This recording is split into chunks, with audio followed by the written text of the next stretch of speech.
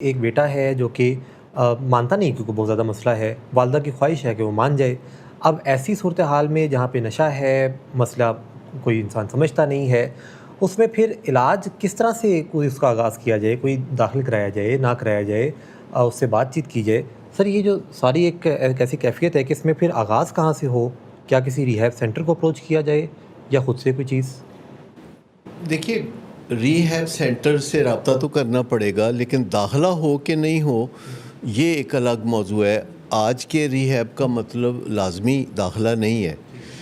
اگر کوئی راضی ہے آؤٹ ڈور میں اپنا کردار ادا کرنے کے لیے تو پھر داخلے کی ضرورت نہیں ہے، لیکن اگر کوئی راضی ہی نہ ہو تو اس کو راضی کرنے کے لیے بھی پھر داخلے کی تو بہرحال ضرورت ہے، جس کے لیے بہت سے مستعمل طریقے ہیں جن کے تحت پیشنٹ کو پہلے راضی کیا جاتا ہے۔ تو یہ پہلا پڑاؤ ہے، تو اس کے بعد آگے اصل مسئلہ تو نظریاتی تبدیلی کا ہے کہ ایک بندہ جس چیز سے محبت کرتا ہے اس چیز سے نفرت کرنے لگے۔ اب یہ جو بالکل کلا بازی ہے بہت بڑی، یہ نظریاتی کلا بازی کیسے دلائی جائے، مریض کی کیسے مدد کی جائے۔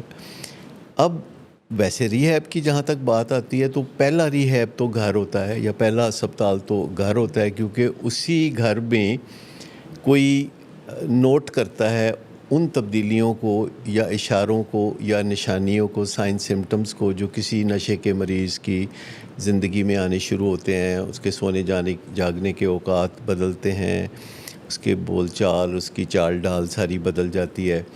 تو سب سے پہلے تو گھر کا کوئی فرد نوٹ کرتا ہے، تو پہلا ڈاکٹر تو پھر گھر کا ڈاکٹر ہوا جو ڈائیگنوز کر رہا ہے۔ اب گھر میں ماں باپ بھی ہوتے ہیں، بیوی بچے بھی ہوتے ہیں، اور سارے اپنی اپنی کوشش کرتے ہیں، سب ڈائیگنوز کرنا شروع کر دیتے ہیں، ہر ایک کا اپنا اپنا ڈائیگنوسس بھی ہوتا ہے۔ گھر میں نوٹ اس وقت ہوتا ہے جب کوئی اخلاقی بیماری آتی ہے، ورنہ یہ جو آپ بتا رہے ہیں کہ وہ سوتا ہے، جاگتا ہے، اٹھتا ہے، لڑائی جھگڑے کرتا ہے، شاید اتنا زیادہ نہیں ہوتا۔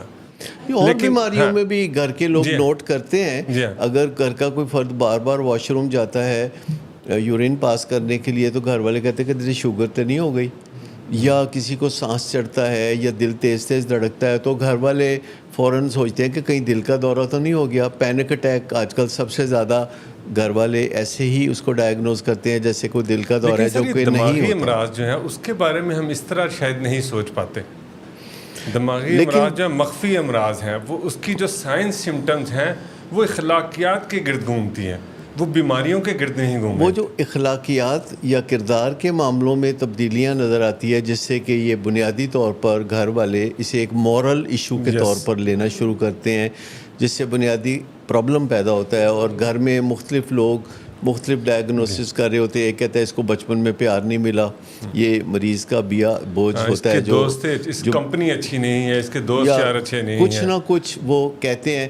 تو جتنے گھر میں افراد اتنے گھر میں ڈاکٹر، اور پھر وہ اپنی اپنی اینٹی بایوٹک دیتے ہیں، اپنی اپنی پیناڈول دیتے ہیں، اپنا اپنا وہ سب کچھ کرتے ہیں، اور کچھ کہتے ہیں میں تو علاج ہی نہیں کرنا۔